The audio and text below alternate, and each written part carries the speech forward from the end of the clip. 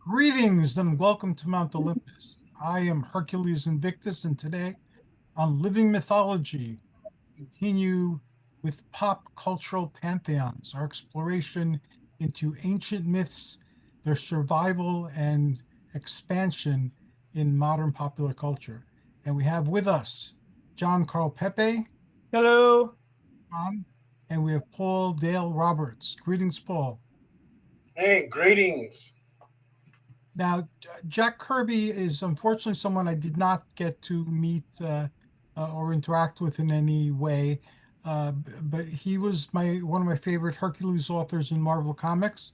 But I did talk to Bob Layton, and I believe John, you were there when I talked to Bob. Um, yes.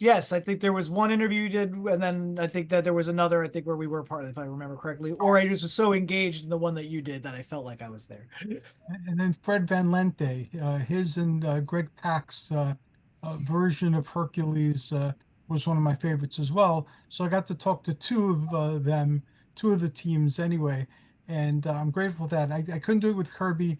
I've talked to very many other people in very many other mediums and gotten a chance to say thank you to them and to interview them. But Jack Kirby, I missed him. But we can honor his memory here tonight. His imagination gave birth to mythology, and even though he was very religious in the Abrahamic tradition, he was able to incorporate quote unquote pagan elements into a lot of his work. He gave us the Norse pantheon in Marvel Comics, which has become more well known than the Norse mythology itself that we have from antiquity. And many of the emblems created for the comic book are now thought to be part of the original Thor's arsenal, like this helmet with the wings on it. That's Loki being his brother. yes, yes. Yep. And I read sometimes serious mythological pieces where they'll put that in there as ancient lore, which again it isn't. But mythology is a living thing, and hence the show title being mythology. So, which of you wants to share the tale of Hercules coming to the Marvel Universe? I guess I could start it off. Okay. um, Hercules is a very fascinating character in the Marvel Universe, and it's so great to now see the actor Brett Goldstein play Hercules in the Marvel Cinematic Universe. So it seems like Hercules is going to probably be in some future Marvel movies. That's what I'm hoping. It's a fantastic character. If I remember right, when I was reading comics all the time, Hercules and Thor used to actually kind of get into it. Yeah, Uh, they're friends.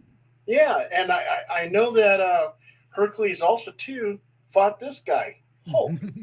Yes. That, Yeah, that was a periodic thing with Marvel. Pit somebody against the Hulk, the Thing, Thor, Hercules. I'm and sure I Conan used to also, think but that Hercules was first introduced in the Silver Age, but I was wrong. I found out that Hercules actually made his first appearance in USA Comics back in the Golden Age, and of course Stan Lee and Jack Kirby brought Hercules into the Marvel fold. So yeah, Hercules has been around, and I hope he stays around. And another thing that really blows me away, and I don't know if you guys remember this, but Hercules was actually recruited as an agent of Shield. that was a mini series. Yes, Yeah. and Oh, you remember that? Okay. the mini series I like that one too. And then when they did the Universals, they made him part of Shield there as well. Yes. Yes. And and Hercules, with his incredible power, of course, he has this incredible strength. He has this incredible stamina and everything else. But he can run 100 miles per hour. Wow. So still, Flash can beat him. Um, and he leaps. 100 feet in the air, and Hulk still has him beat. Um, Timely Comics, the which was before Marvel Comics, and Mystic Comics number 3 and 4. This is in 1940. Hercules was also introduced. So yeah, he has been around.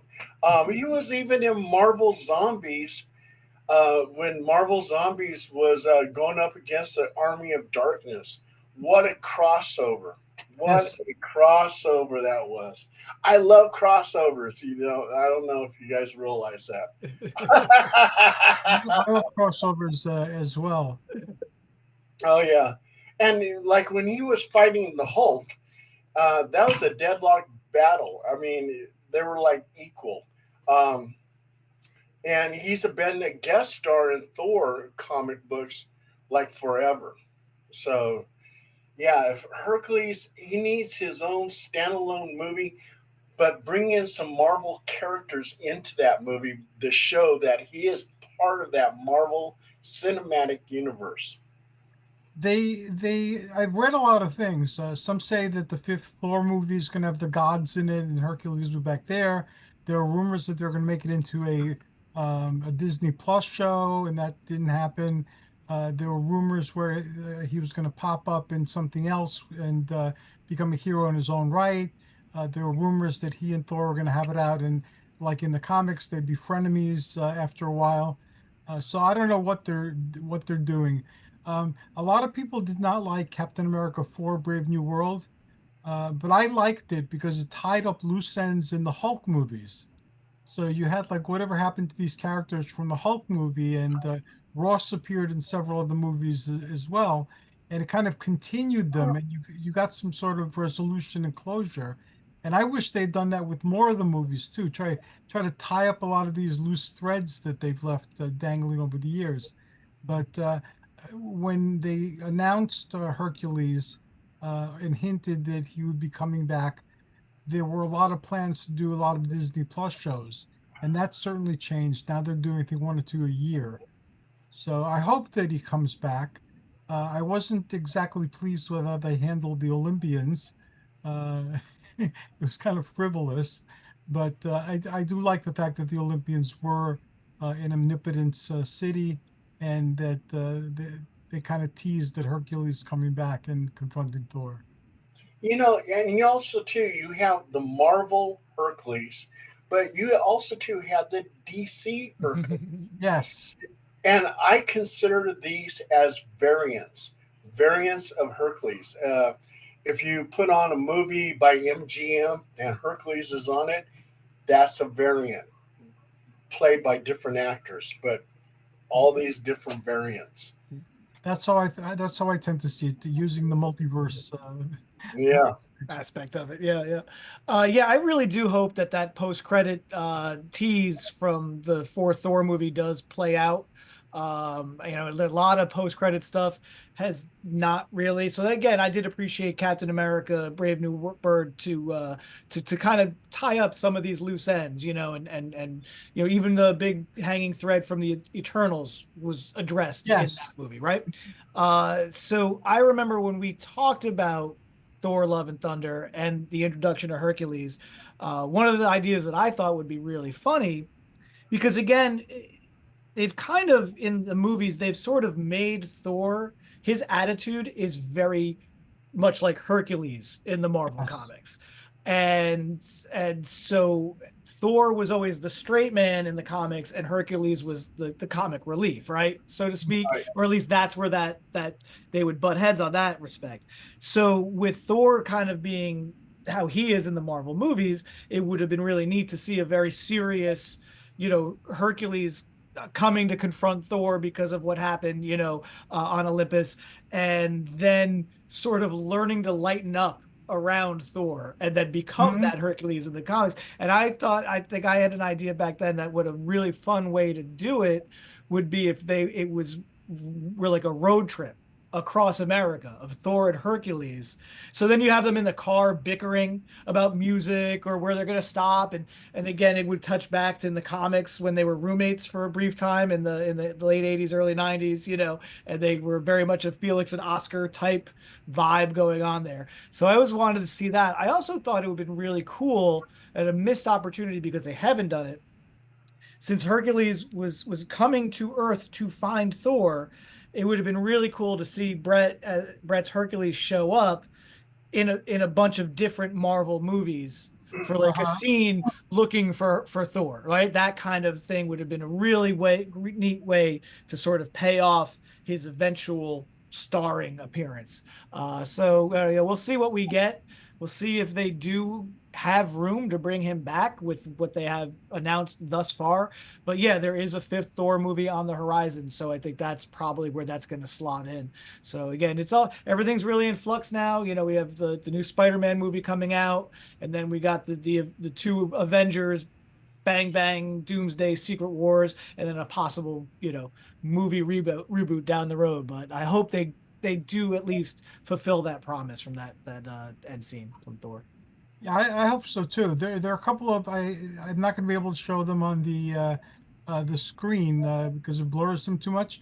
But there are a couple of good things you could buy now because the issues themselves, and they used to have the originals once upon a time. Uh, I have no idea what happened to those or where they went. But they have the meetings with Thor and the Journey into Mystery, and they have it in color. You can get it. Let's see. Oh, Hercules. Place the comic book directly in front of your face. It'll come out clear. Well, I thought it was. Cameras being antsy. And the same thing they have it in the black and white um, uh, pictures without the color in a much larger volume, the Essential series. Oh yeah. And then there was a Thor versus Hercules collection that had Thor and Hercules from the first meetings to their latter meetings and all the battles that they had together. And again, so they're friendly most of the time, but the first time they met, I don't know if it was after Journey into Mystery or during Journey into Mystery or just before it. Thor wound out in through a portal to Olympus while they were chasing some frost giants or something, and he meets Hercules, and then they have this epic battle over who has the right to cross over a bridge over a little brook, and there's like a fallen tree, and they argue over who goes first. So they have an epic battle, and then Zeus comes in, and they both kneel to Zeus and accept his will that they be friends, and then Thor goes back to Jotunheim and he decides not to share with Loki what happened to him because Loki might do something mischievous with the Olympians. And then they have Zeus sending Hercules down because a new age of heroes has dawned with the Marvels. So Hercules comes and, you know, of course, everybody knows who he is because of the way he looks. And he gets to New York City, and he and Jane Foster start flirting, and she does it to get Thor jealous. But and Thor does get jealous, and he just confided in her that he was Dr. Don Blake, and you have all this like drama going on, and then they become further friends when in the same run of comics a few issues later Hercules had signed a contract to do a Hercules movie, and it turns out that Pluto or Hades was the producer. So he signed himself into the underworld, and Thor was able to cleverly get him out of that contract after a few issues. And both of those stories wound up on TV with the Merry Marvel Marching Society, the Thor comics. So you can still get those on DVD or Blu-ray and watch them, or you could pick up the collections, which are affordable, and read it yourself. Yeah, you mentioned Hercules, the first appearance of Hercules in yeah, Marvel Comics, Oh Journey yeah. Journey to Mystery Annual number one from 1965. And first and foremost, I just really want to speak to how great the Marvel annuals were, especially in those first few years. Amazing Spider-Man annual #1, first Sinister Six, probably one of the greatest comics of that era, if not of all time, because you have Spidey facing off of a bunch of foes that he's already met before, but this is the first time they were working together against him. And then at the end of each battle with each individual one, you get these gorgeous Steve Ditko splash pages of Spidey defeating everybody. And then you had the back matter, right? You had how does Spidey's costume work? How do the eyes work? What are his powers? Things like that. Spidey's staff, things like that. So whenever they did these annuals back then, it was such a great special event. And they took an opportunity with this to kind of carry through or continue in the vein of Jack's backup features in Journey to Mystery of the Tales of Asgard. So you got this untold tale of Thor before he was banished to Midgard, and on an adventure with his brother Loki, as you said, and you laid out that whole plot, and then and it was a great. They also love to do these testing grounds, right, for characters. So before they reintroduced Captain America in Avengers #4, they had a villain dress up as Captain America in Human Torch story, right? And as a sort of testing ground for that. So same deal with this. They were testing the waters for Hercules, and it's that great bit at the end where Zeus seals up that portal, and then it's like, but maybe that portal will be opened again someday. Stick with us, dear reader. And so as an annual, as just something as a kid, I can imagine just seeing that, picking that up off the news rack. It's a big, hefty comic. You have a brand new story of Thor versus Hercules. Hey, I know about Hercules from school, and things like that. And then you get then they put in a whole bunch of reprints of like Loki's first appearance and other Radioactive Man. And then you have like that gorgeous 2-page spread at the end of the Kirby's map of Asgard. And it was those annuals that Marvel was putting out in the early years were just so cool, so fun, and really did set a trend for what an expectation for an annual should be for a long time after that, before either annuals just went away entirely, became giant size specials, or in like the 90s, crossover events and things like that. Another thing I really think is neat is in general, just about how Stan and Jack handled Thor, which I always find fascinating, is you read those early issues, and it is very much, Don Blake's head is there in Thor's body. And it's like this really interesting slow progression of a true separation between Don Blake and Thor. And I always found that really interesting, that I always love watching things progress. I love watching writers progress as writers, artists progress as artists, but also characters progress as well. And to see that sort of like kind of realizing, well, all we're really doing is just, we're copying early Superman stuff, and there's no difference between, it's very much like a Clark Kent Superman dichotomy in these early Thor stories. He even goes and usurps dictators, like in the first Superman story, and so to see them really, and I definitely Jack's influence, because that was Jack's wheelhouse. Stan didn't know right about that as much, and so to really see it steer into that hardcore deep dive into Norse and then eventually Greek and Roman mythology. It's beautiful. It's such a great first year of a comic. There's no doubt about that. With introducing people in other comic books, in Avengers #10, they had a version of Hercules too that Immortus had conjured up with other people to fight the Avengers. And this version of Hercules fought with Thor, and Thor was able to beat him. And he looked nothing like the Hercules that Jack Kirby drew, and who eventually became the official Marvel Hercules. But Hercules was there, and I think they explained him years later in some Avengers series. There was the Avengers Forever that I think Kurt Busiek took his opportunity to untie a lot of those nasty continuity things. Absolutely. But yeah, that's Avengers 10. The Avengers break up with Immortus. Right? Oh, yeah. Yeah, and that is a very interesting thing, interesting story, and it's funny because I believe this was before the yeah, this is definitely before the Journey to Mystery Annual #1. I don't know if you can see the Hercules right Oh there. yeah, yeah, we can see it.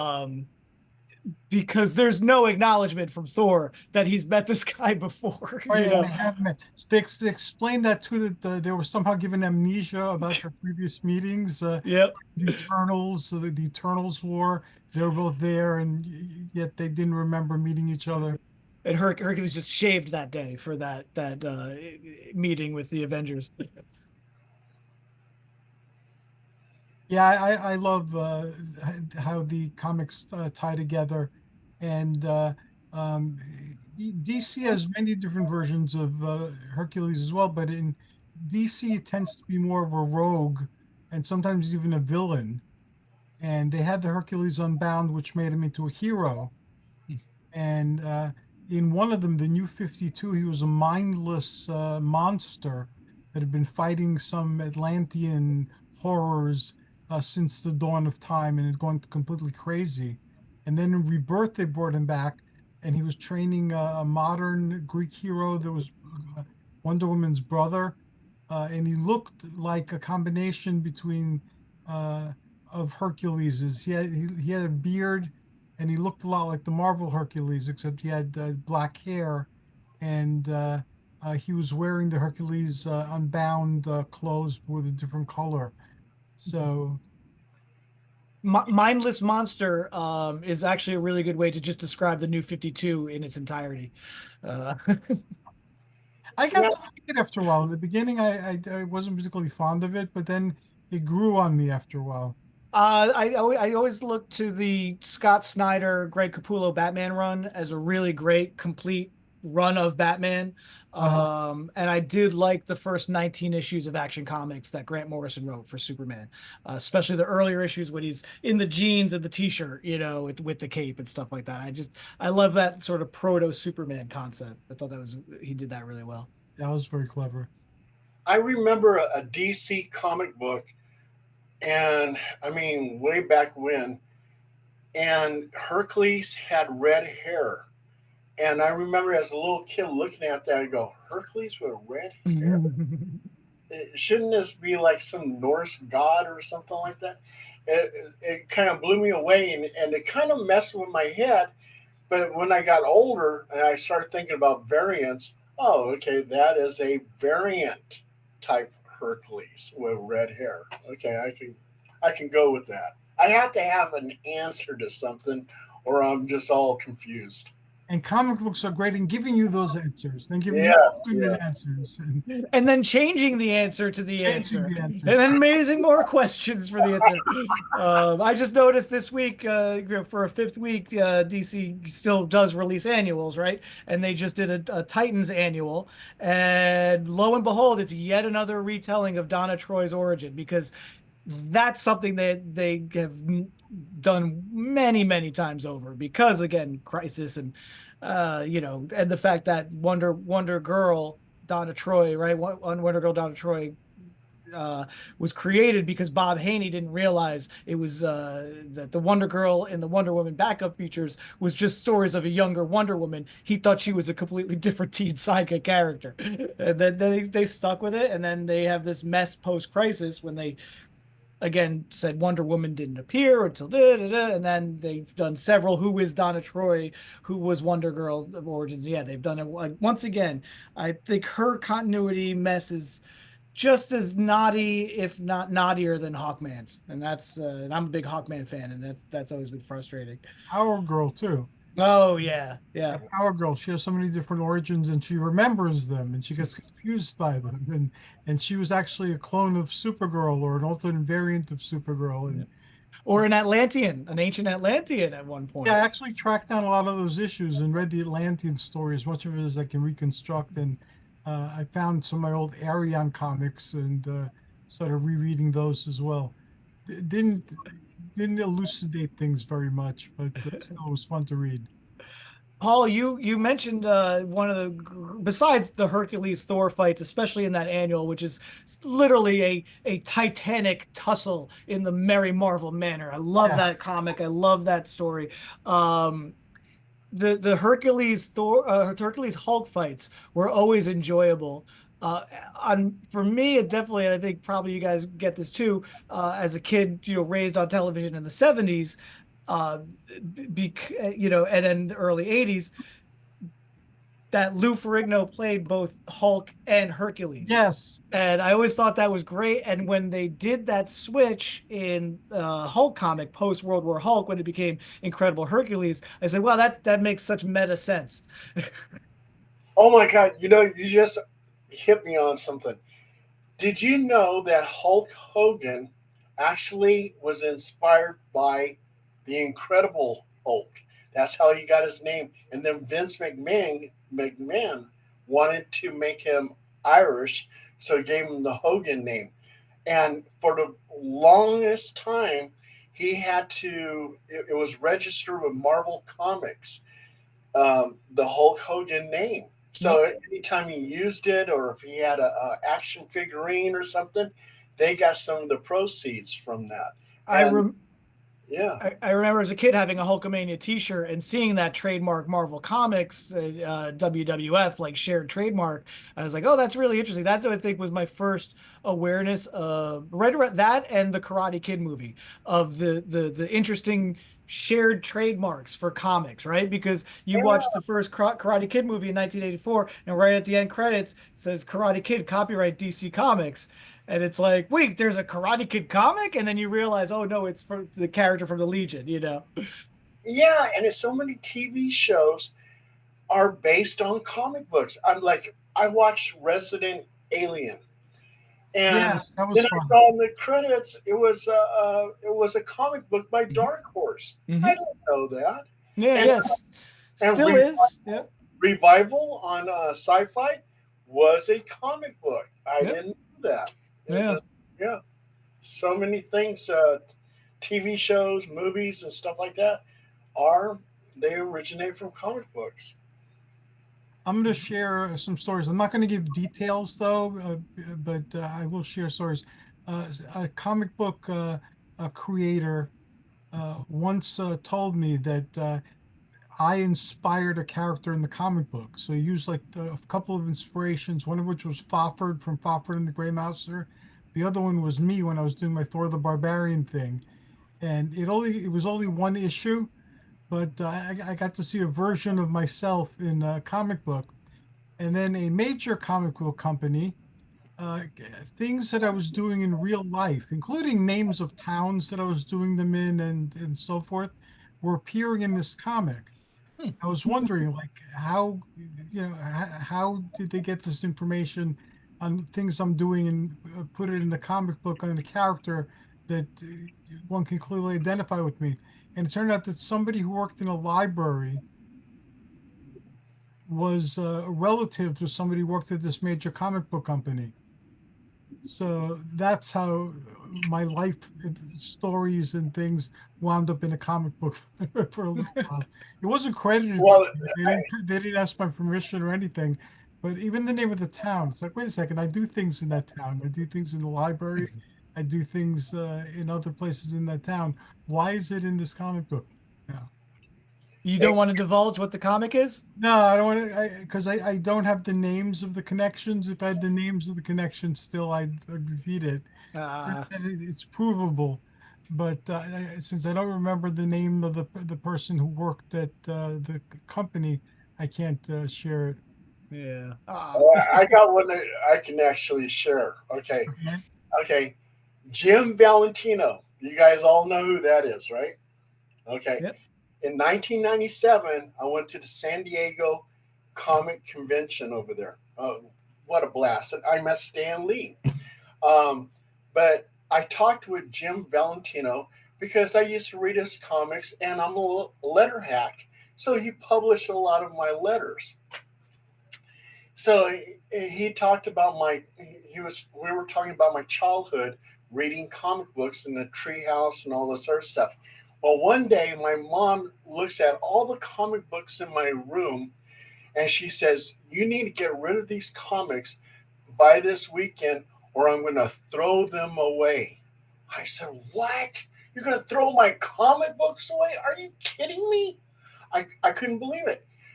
Well, fortunately, they took off somewhere on a Friday, I think, and my brother was looking after me. Well, this is my older brother. He was out actually. He left the house and he was actually messing around with this girl down the street. And so I'm left in the house all alone. So, oh my God, I'm all alone, right? So I said, this is my opportunity to hide these comic books. So I took all these comic books and I went into my crawl space and I hid them in the crawl space. My parents can't get down there. My mom can't get down there. Not even my fat brother can get down there, right? So I said, these comic books are safe. Well, I told Jim Valentino that whole story. The next comic book I get from Jim Valentino, Normal Man. And as a kid, he hid all the comic books in the crawl space. He was telling my life story on there. So I said, "Oh my God, I don't even get credit for this." And so, so I ran into Jim Valentino again at another convention. I said, "Hey, you used my story. I mean, I'm not upset about it, but it would be kind of nice to have some kind of credit on it." He goes, "Okay, Paul." He goes, "Well, I'll tell you what, just in your next letter that you write to me, mention that and I'll acknowledge it." And so I did, and he did. And I said, "Thank you, Jim. That's all I want. Just a little credit. That's all." I love Normal Man. That brings back memories. I remember having the Normal Man 3D special as a kid. That was such a cool comic. I think it was my first 3D comic. That one blew me away. Yeah, Jim Valentino did a great series in the early days of Image called A Touch of Silver, which is such a lovely retrospective Yes, A to Touch of Silver. I to remember that. being a kid and growing up in the Silver Age, having that feeling that I was talking about that I wish I experienced, getting Journey in the Mystery annual #1 off the racks. Yeah, no, he's very, very prolific and very smart businessman, great comic talent. And one of the guys, who willingly created a character and then killed that character, and I think only brought him back once, but didn't even resurrect the character. Shadowhawk still remains one of the few comic characters to remain dead to this day. Wow. Yeah. I I had like things that I'm proud of in the comic books are I got to hang out with Peter David a great deal during I developed a science fiction television series, and John Delancey, who was Q on Star Trek. I met him and he was introducing me to people, that were doing the Star Trek shows. Wasn't able to sell the idea, but I got to meet Peter David in the same places. So I was hanging out a lot with Peter David and with John Delancey, and that was like really great. And then when I had my television show, I reviewed um, Barry Windsor Smith's Axis series, the oversized comic books that he had done. And I wrote something comparing my life as a middle-aged barbarian to Axis's life in like poetic form. And this one's still on YouTube somewhere. But Barry Windsor Smith had script approval over my script, so I got to work with Barry Windsor Smith on a creative piece of art that incorporated his images in my words. So that was like really, really like a dream come true. Very cool. That is cool. That's cool. Hey, I have to ask you guys, with your collection of comic books, and I'm going to ask Hercules and John here, with Okay. your collection of comic books, do you still have them? I mean, you guys don't throw comic books away or anything like that, right? I mean, do you still have all your old comic No, books that you collected? I have a lot of them, Hmm. but I've gotten rid of a lot over the years, and I've moved so many times. Stuff gets lost, stuff gets stolen. Um, you know, but and like recently we had a big storm here in Jersey a few years ago, and it destroyed most of my Savage Sword of Conan collection. Oh, wow. So I had like all the Conans, and they were all like wrapped in plastic and stuff like that. They became mush, Mm. and the insurance wouldn't pay anything because it was an act of God. So I asked the witch god. Well, it wasn't Thor. No, or Zeus for that matter. But I still have a lot of the comics. Right now, I'm thinking of getting rid of a lot of them that, you know, I'm no longer really interested in. Uh, and I'm going to keep the mythical ones because that's been a constant interest for my entire life. So I'm going to hold on to that, and that'll be the last thing I worry about giving away or selling. Mm. But I've tons and tons and tons and tons and tons and tons and tons and tons of comics still. After, Same, yeah. after John explains his, and then I'll explain mine. John, So, what did you do with your comics? so over there's probably about 20 long boxes behind that curtain. Whoa. I have stacks of bags and some long boxes here. I got a bunch of long boxes in the back room over there. Um, I have never willingly thrown away a comic. I have even some that have been water damaged, I still hold on to. And, you know, if I decide maybe I want to get that as a replacement or whatnot, I have given or let people borrow comics and never seen them again. So that does happen. And I did sell some a few years back because I needed some money right away, and it was a nice healthy run. It was a nice healthy run of McFarlane Spideys and McFarlane Hulks, Peter David written Hulks as well. But I also if I've given away or had to sell something or whatnot, I've always made sure that I had at least a backup in a trade paperback or a hardcover, so I could still read and enjoy those comics. Aside from now it being my day job, right? Because I sell comics, so I do need to keep reading some comics, and you know, but I've definitely pared even that down a little bit because it does become accumulation after a while, and I'm holding on to them in part in case I ever get my own store someday. I could just that would be I could start the store with my comics and then build from there. Or if I buy an existing store, then I could just then I have a place to store my comics and then sell them because that's my job, right? Because I don't plan on holding on to them forever. I conceivably can't. Uh, so many of my early comics, the stuff from the 80s and the early 90s, were they're tied into weekends with my dad, and so that's a big part of that for me is that is that sentimental value for that because that was always a really big thing. I have way too many comics from the 90s because I was you know in high school and in college and making money and had disposable income and was like, I can buy whatever comics I want now, and unfortunately I have way too many comics from the 90s, just like everybody else. But yeah, I I wrestle with that. How much longer am I going to hold them? But boy, just having them, and I will still go through the collection and pull out key issues and stuff that I really want to read and enjoy again.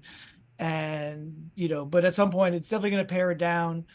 But I just, they always say like it's always good to have a lot of books on your bookshelf, even if you're never going to read them, because it's stories waiting to be told. These are stories waiting to be revisited. And it is sort of, in a way, it is sort of like a blanket having them. As much as it's a burden lugging them from place to place, Right. I like having them Yeah. here. And I know, you know, in some part they're like my cats, they're I'm taking care of these until they go to the next place. So Right. Well, you guys are probably wondering what I did with all my comic books. Well, You did some all of the them, comic books.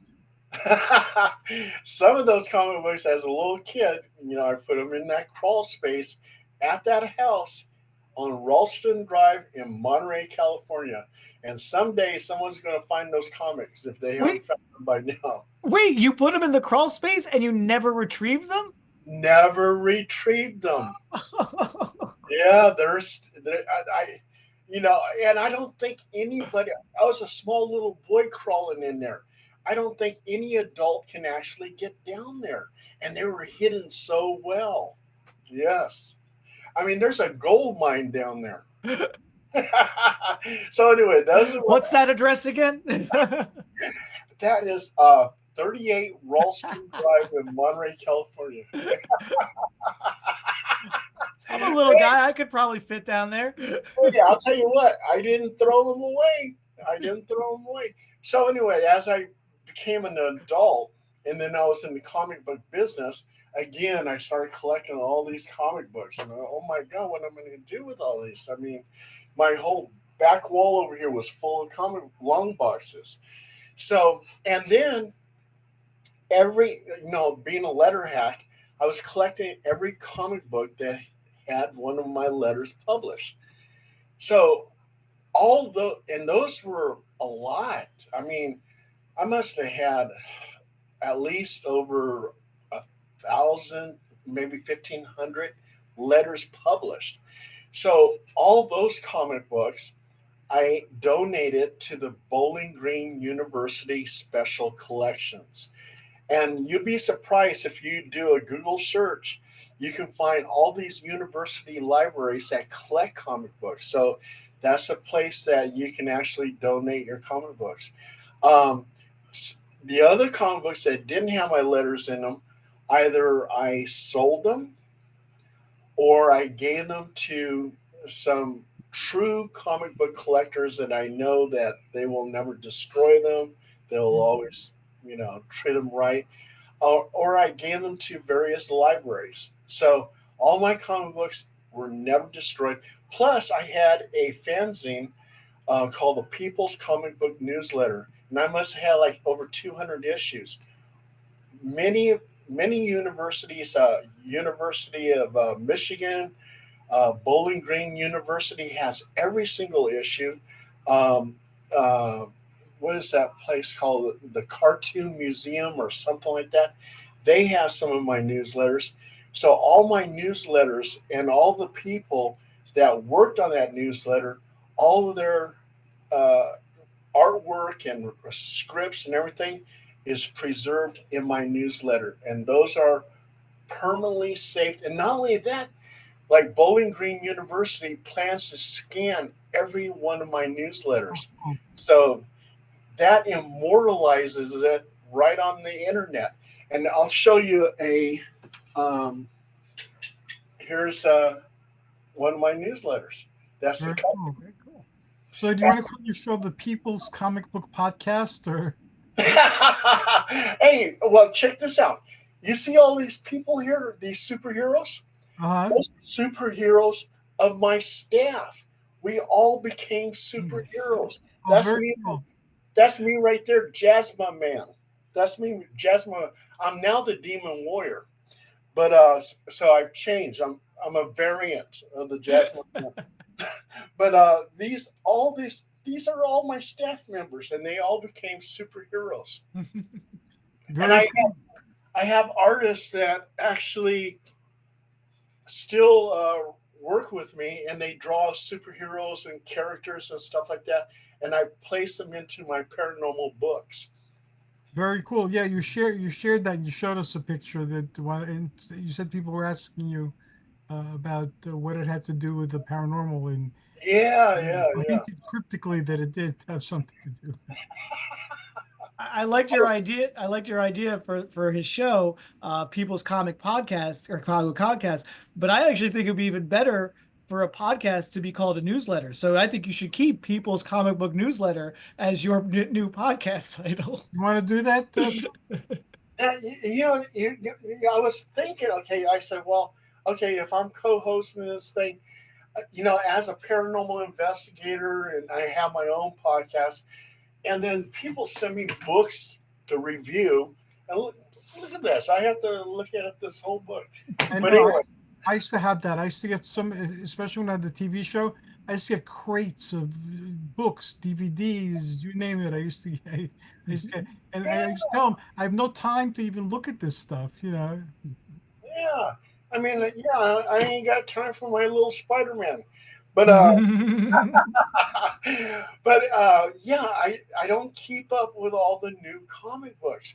So well, I was thinking if we did a show or something like that, where John talks about the latest comic book he's been reading and stuff like that, and just kind of fall back on that, take back some memories of the times when I used to read comic books and what I got out of it. Um, Maybe bring in some artists and writers, comic book writers and artists, and talk to them. Doing a show like that where um,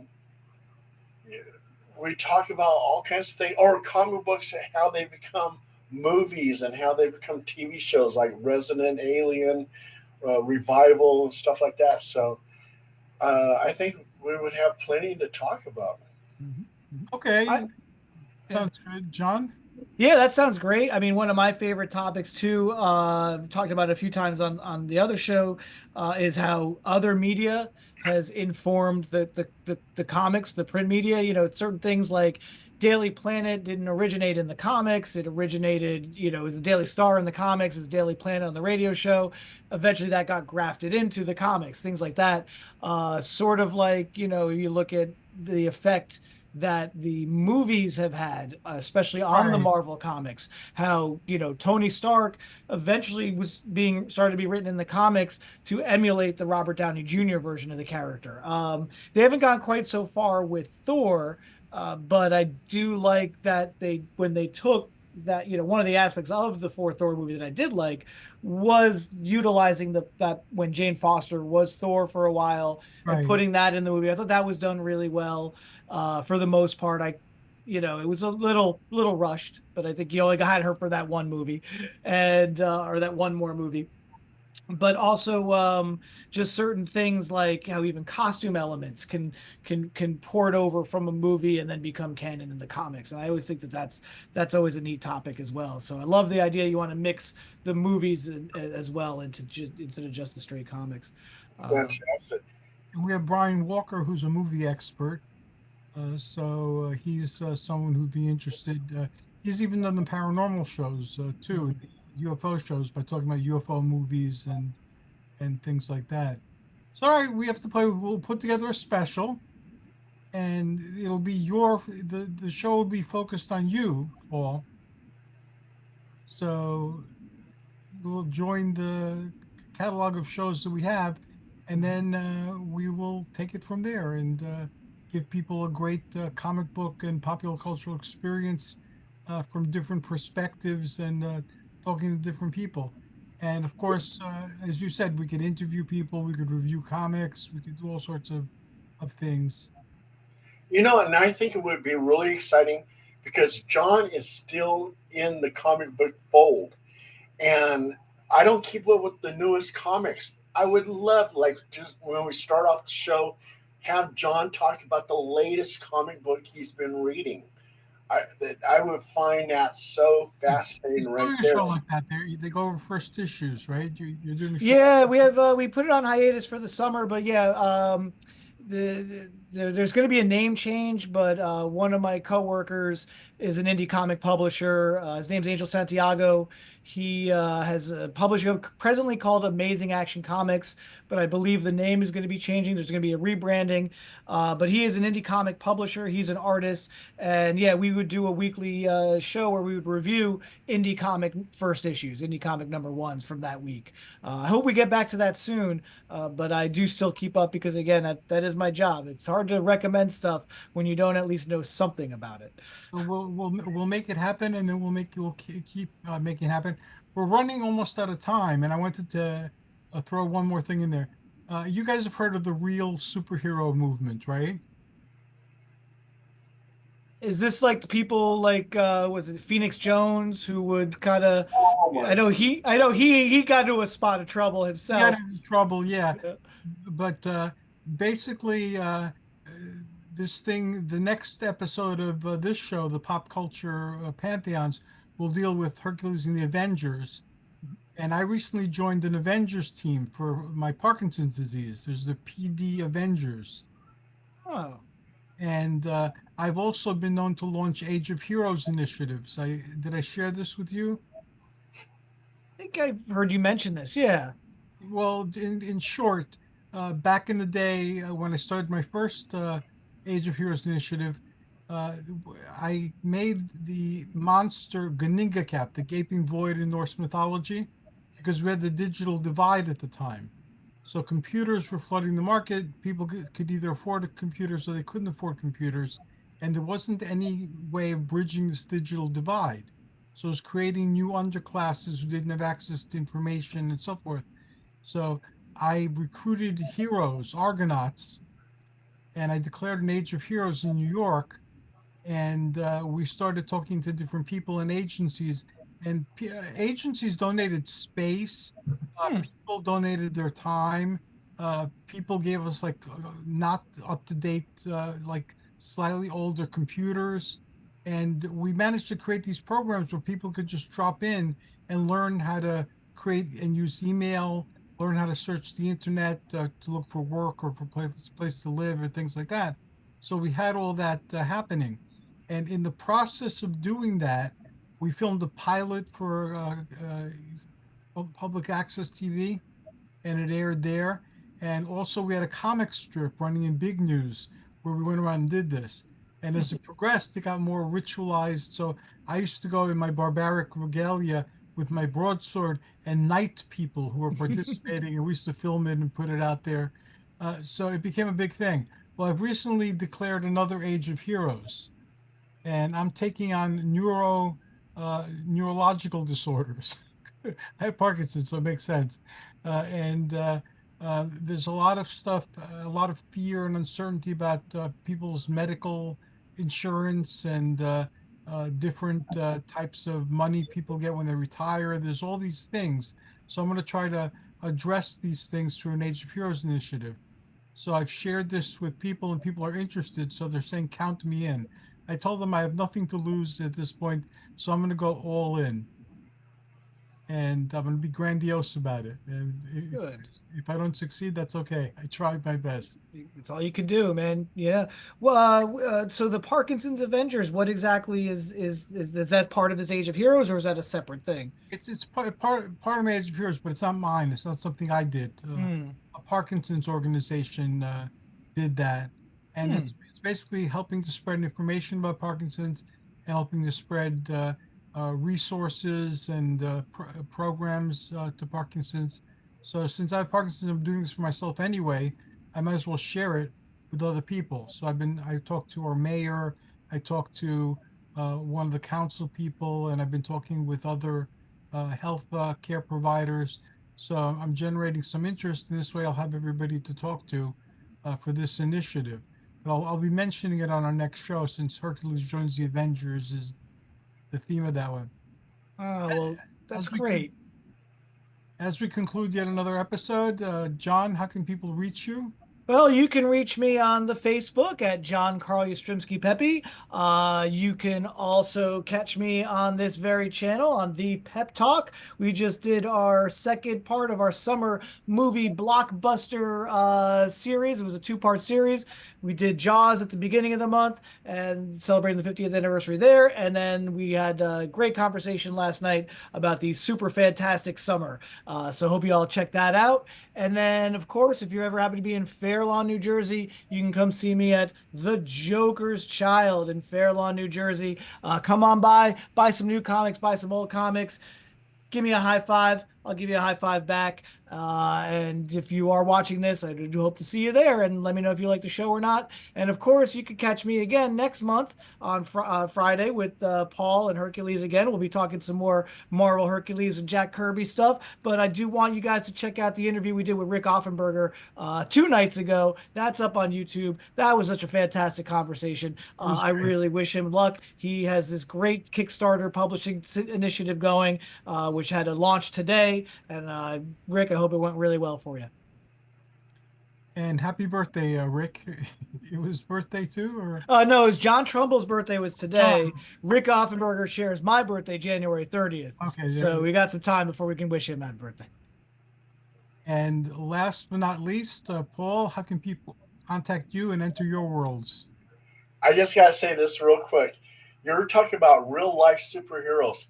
Well, if you do a Google search on a list of real life superheroes, hit United States, scroll down, and you'll see the Demon Warrior, Sacramento, California, which is me. All right. Of course, of course. So if you help me with my Age of Heroes, we can introduce you as the Demon Warrior, and tell them that you're on this list, and they can look it up. And not only that, the Demon Warrior has actually been in not Blue Moon, Blue Water comics. They actually put an ad in there with the Demon Warrior, and they have an ad in there with the legendary Dark Silhouette, which is my character. So, and he made a guest appearance in Savage Dragon. I think I forget what issue it was, but yeah, he does like little cameos, and he's in various. I love independent comic books because they can focus on so many things. Also, too, I just want to say real quick with the Doctor Strange and the Multiverse of Madness and Flash, the recent Flash, where they show all the different multiverses and everything else. DC and Marvel is really focusing on the multiverse, and I hope they continue. And I hope one day my fantasy is that DC and Marvel in the movies will come together and we'll see a crossover, let's say, with Batman and Captain America. That would be a mind blower, and that would bring in a lot of leaving money on the table by not doing that. We actually talked about that last night. Yeah. As for people on both sides, that is just something that they're talking about. And if you want to find me, simple, Google or Bing Paul Dale Roberts. You'll see my articles, you see my books, you'll see some comic book stuff. So if you're looking for my old newsletter, just Google People's Comic Book Newsletter. And definitely check out the list of real life superheroes. Go in the United States, scroll down, and you'll see the Demon Warrior, and that's my mask right over there. Oh, very cool. So you're more than co-hosts. You're superheroes in your own right. You didn't even know you had a superhero on the show. See that? I know. Thank you so very much to both of you. I enjoyed myself very much, and I'm looking forward to our next get-together. And what days work best for you, Paul, for a show? Not a Tuesday because that's when I do my podcast. But any day after that. I mean, Friday, Saturday, Sunday, yeah, Thursday, you name it. And John, Tuesday's not good for you. Tuesday definitely not good. Yeah. Not good for you either, right? I'm sorry. And Thursday's not good for you either. I'd like to keep Thursdays open, but again, if it's something where we can bounce back and forth, pop in and out, if we have a whole big network kind of thing going, yeah, then if it does happen to be Thursdays, then I can always do the odd Thursday every now and then. So. Thank you both very much. Thanks to all who listened in. Until next time, joyous journeys and amazing adventures to all.